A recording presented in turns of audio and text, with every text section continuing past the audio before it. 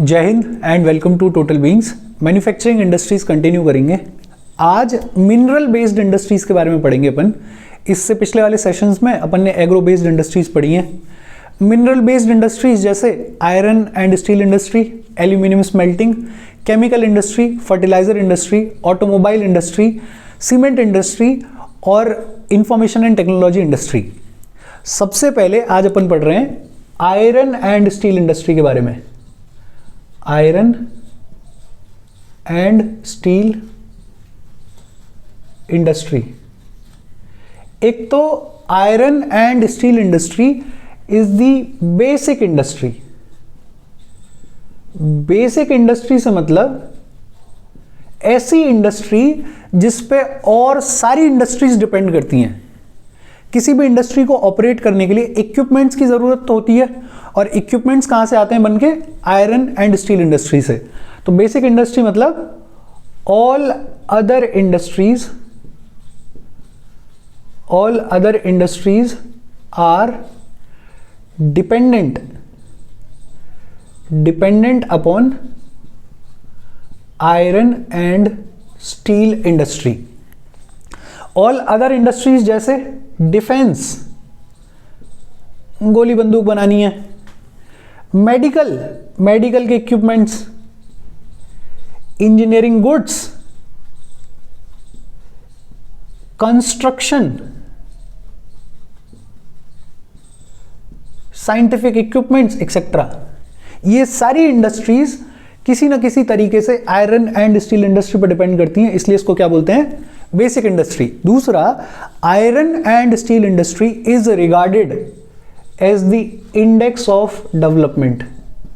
Index of development से मतलब जिस कंट्री की iron and steel industry developed है, प्रोग्रेसिव है, मॉडर्नाइज्ड है, ऐसा माना जाता है कि वो कंट्री भी डेवलप्ड होगी। मतलब आयरन एंड स्टील इंडस्ट्री को देख के पता लगाया जा सकता है कि उस कंट्री का डेवलपमेंट स्टेटस क्या है। तो it is regarded as the index of development. अच्छा, ये अपने को पता ही है कि it is a heavy and bulky industry. Heavy and bulky industry. दूसरा, स्टील को हार्डन करने के लिए आयरन ओर, कोकिंग कोल और लाइमस्टोन को मिक्स किया जाता है। उसका रेशियो क्या है? 4:2:1। इसमें 4 होता है आयरन ओर, 2 होता है कोकिंग कोल और 1 होता है limestone. Iron ore, coking coal और लाइमस्टोन को 4:2:1 के रेशियो में मिक्स किया जाता है टू हार्डन स्टील। इंडिया का सिनेरियो क्या है? इंडिया के कॉन्टेक्स्ट में कहानी देखो। सबसे पहली चीज तो India is the second largest producer. India is the second largest producer of crude steel in the world. Crude steel के मामले में इंडिया सेकंड लार्जेस्ट प्रोड्यूसर है। पहले नंबर पे कौन है? चाइना। दूसरा, India is the largest producer of sponge iron. Largest producer of sponge iron. Reduction के बाद आयरन की जो एक फॉर्म मिलती है उसे क्या बोलते हैं? Sponge iron. अच्छा, इंडिया में ज्यादातर आयरन एंड स्टील इंडस्ट्रीज छोटा नागपुर रीजन में लोकेटेड है। छोटा नागपुर रीजन में लोकेटेड है। ये जो छत्तीसगढ़, उड़ीसा, बिहार, वेस्ट बंगाल वाला जो रीजन है उस रीजन में लोकेटेड है। इसके रीजंस क्या हैं वो देखो। सिंपल 4 रीजंस हैं। एक तो यूनिवर्सल रीजन कि कोई भी इंडस्ट्री वहां लगाई जाती है जहां पे रॉ मटेरियल अवेलेबल हो और इस पूरे रीजन में खूब सारा आयरन ओर अवेलेबल है। तो पहला रीजन हो गया अवेलेबिलिटी ऑफ रॉ मटेरियल। दूसरा बिहार, झारखंड, छत्तीसगढ़ सब आसपास है, तो यहाँ पे चीप लेबर मिलती है, चीप लेबर। तीसरा low cost of iron ore, पूरे देश के कंपैरिजन में यहां जो आयरन ओर की कॉस्ट है वो लो है। भाई अवेलेबिलिटी जहां ज्यादा होती है वहां पे कॉस्ट ऑटोमेटिक कम हो जाती है। और चौथा, इस रीजन का जो पोटेंशियल है वो हाई है, हाई ग्रोथ पोटेंशियल। जिस रीजन में रॉ मटेरियल अवेलेबल है, सस्ती लेबर अवेलेबल है, आयरन ओर भी लो कॉस्ट का है, वहां पे पोटेंशियल ग्रोथ का हाई होना ही होना है। अच्छा, इस इंडस्ट्री के कुछ चैलेंजेस हैं, देखो क्या चैलेंजेस हैं वो देखेंगे। बेसिक इंडस्ट्री है, क्यों है? Because all other industries are dependent upon iron steel industry. Heavy and bulky material है तो हैवी एंड बल्की इंडस्ट्री है। 4:2:1 के रेशियो में आयरन ओर, कोकिंग कोल और लाइमस्टोन को मिक्स किया जाता है। इंडेक्स ऑफ डेवलपमेंट है, ये सब अपन ने देख लिया। अब देख रहे हैं अपन इस इंडस्ट्री के चैलेंजेस क्या हैं। चैलेंजेस, सबसे पहला challenge high cost. In general ये इंडस्ट्री कॉस्टली है, हाई कॉस्ट। दूसरा, अभी अभी अपन देख कर आए हैं कि कोकिंग कोल एक बहुत इंपॉर्टेंट कॉन्स्टिट्यूएंट है आयरन स्टील इंडस्ट्री का, और कोकिंग कोल की अवेलेबिलिटी हमारे यहां पे लिमिटेड है। तो दूसरा चैलेंज है limited availability of coking coal. तीसरा यूनिवर्सल प्रॉब्लम हमारे यहां पे लो लेबर आउटपुट। पढ़ी लिखी लेबर नहीं है तो लेबर का आउटपुट कैसा है? लो। चौथा, ये भी यूनिवर्सल है हमारे यहां का, erratic power supply. Power supply जो है वो कंटिन्यूअस नहीं है, इरेटिक पावर सप्लाई। और लास्ट, हैवी और बल्की इंडस्ट्री है तो इंफ्रास्ट्रक्चर बहुत बढ़िया चाहिए, और हमारे यहां पे पुअर इंफ्रास्ट्रक्चर है।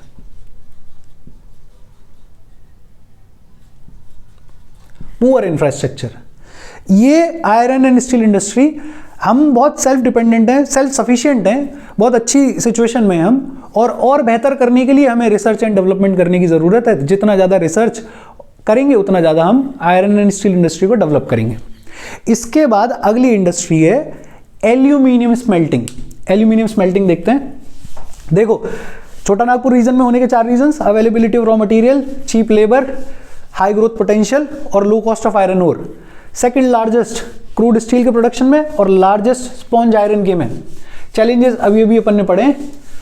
अगली इंडस्ट्री देख रहे हैं हम अपन, अगली इंडस्ट्री है एल्यूमिनियम स्मेल्टिंग। एल्यूमिनियम स्मेल्टिंग, इस इंडस्ट्री की कहानी क्या है? देखो, किसी भी कंट्री के लिए जो सबसे इंपॉर्टेंट मेटलर्जिकल इंडस्ट्री है वो है आयरन एंड स्टील। दूसरी सबसे important metallurgical industry aluminium smelting. Second most important metallurgical industry is aluminium. Aluminium की इंपॉर्टेंस इसलिए भी बढ़ी क्योंकि aluminium is used as a substitute to steel. Steel की जगह पे यूज होता है। कॉपर वायर्स की जगह पे एल्यूमिनियम वायर्स खूब यूज होते हैं। जिंक, लेड, इतनी सारी चीजों के सब्स्टिट्यूट के तौर पे यूज हो रहा है तो इंपॉर्टेंस बढ़ेगी। और एल्यूमिनियम इंपॉर्टेंट इसलिए भी है बिकॉज इसकी प्रॉपर्टीज बड़ी शानदार हैं। क्या है? गुड कंडक्टर है, अच्छा कंडक्टर है। दूसरा, लाइट इन वेट है, हल्का होता है, लाइट इन वेट। तीसरा, resistant to corrosion, resistant to corrosion, corrosion मतलब जंग नहीं लगती है, रेजिस्टेंट टू कोरोजन। चौथा, इट इज मेलेबल, मेलेबल है, डक्टाइल है। और पांचवा, when mixed with other metals, when mixed with other metals, other metals के साथ में जब इसको मिक्स किया जाए तो इसकी स्ट्रेंथ बढ़ जाती है।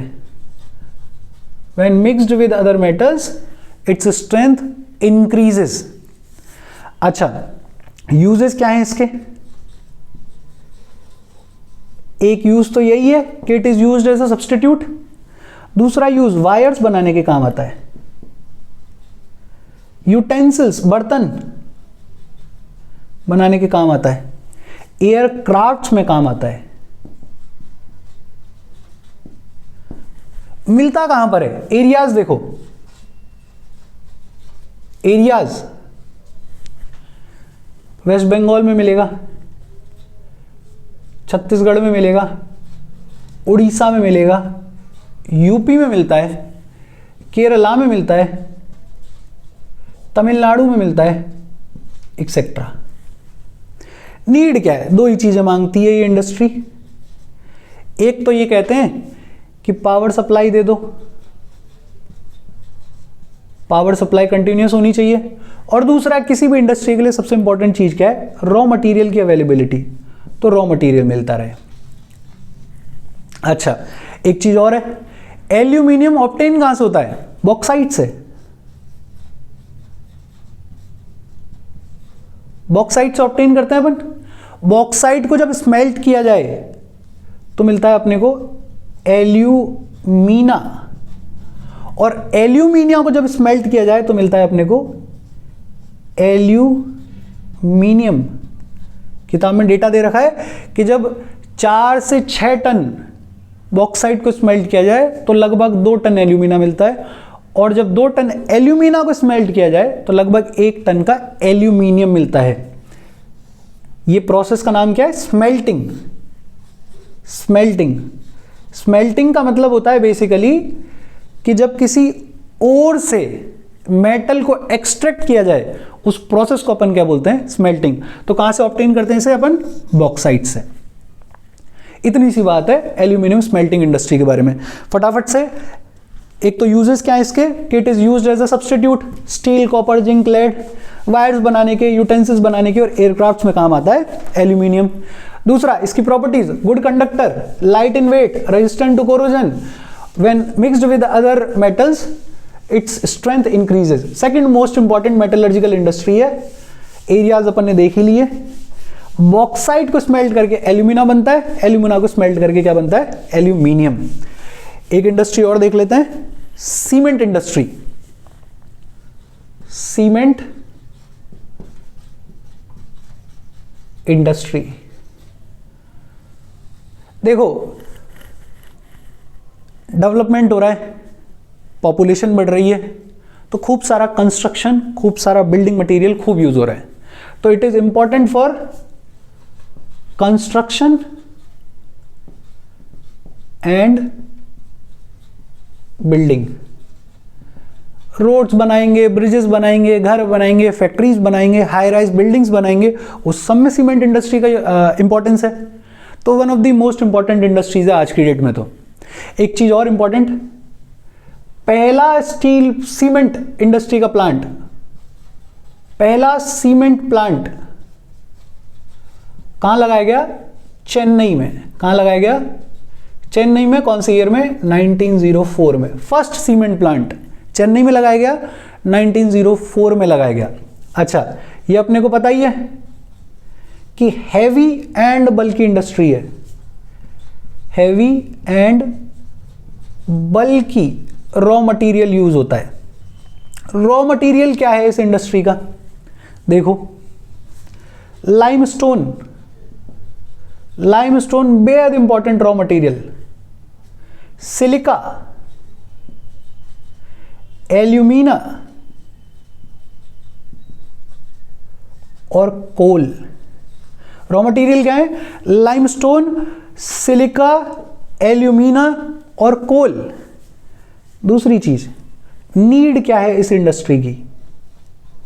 नीड, एक तो कोल की सप्लाई बढ़िया मिले, दूसरा रेल ट्रांसपोर्ट बहुत इंपॉर्टेंट है, क्योंकि सीमेंट के कट्टे भारी होते हैं, उनको ट्रांसपोर्ट करने के लिए रेलवेज बढ़िया होनी चाहिए, रेल ट्रांसपोर्ट अच्छा होना चाहिए। Power supply universal problem India की इंडस्ट्रीज के लिए, पावर सप्लाई रेगुलर दो। अच्छा, एक चीज और, सीमेंट इंडस्ट्रीज इंडिया में बड़ा स्ट्रेटेजिकली लोकेटेड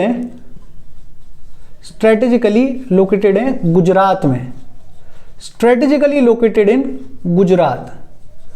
और गुजरात में लोकेटेड क्यों है?